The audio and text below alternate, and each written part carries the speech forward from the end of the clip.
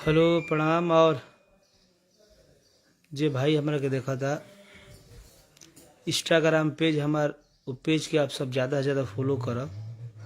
जौन 20,000 अभी बा, 1,20,000 जो रहे ओकरा के उ हैक कइले बा। और आज वो गाना बहुत बढ़िया छूटल बा, बेरोजगारी के सार भइल बा ग्लोबल म्यूजिक जंक्शन से। तो चैनल के आप सब ज़्यादा से ज़्यादा प्यार दी, शेयर करी और गाना बजाई। रंजीत यादव जी, गौतम जी, जो सब कोई लाइव के हमारे देखी और गाना जो भी हमारा आवत आप सब सुनी, प्यार दी। और आप सब कोरोना में लॉकडाउन के पालन करी और घर में सुरक्षित रही, यही आप सबसे आग्रह बा। अमित जी हेलो। आज वो गाना छूटल, फतेह नारायण जी गाना छूटल बा, रंजीत यादव चक्की, आप सब सुनी और भाई के प्यार आशीर्वाद दही तर देते रही। पप्पू जी हेलो। फतेह नारायण जी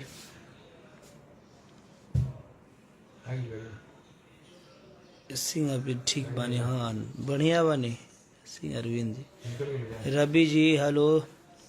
यादव राज रोहित कहाँ बानी आजकल?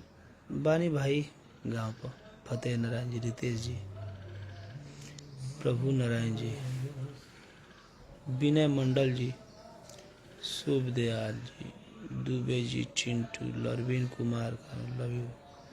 आप सब वो गाना आइल बा ग्लोबल म्यूजिक जंक्शन से। भाई लोग आप सब वो गाना के सुनी, शेयर करी और प्यार आशीर्वाद दिए। आप सब सुरक्षित रही, यह आप सब से आग्रह रही। और हमारे इंस्टाग्राम पे ज़्यादा से ज़्यादा फॉलो करिए। आप सब जो 20,000 बा अभी जमुना से लाइव बनी हम। चंदन भवानी हेलो। रंजीत यादव जी, सबको इंस्टाग्राम को फॉलो करी। विक्रम जी, गुड्डू तिवारी जी, नीतीश गुप्ता जी हेलो।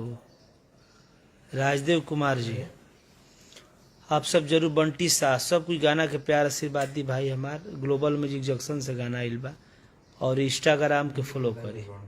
जय माता दी, जय महादेव, हर हर महादेव।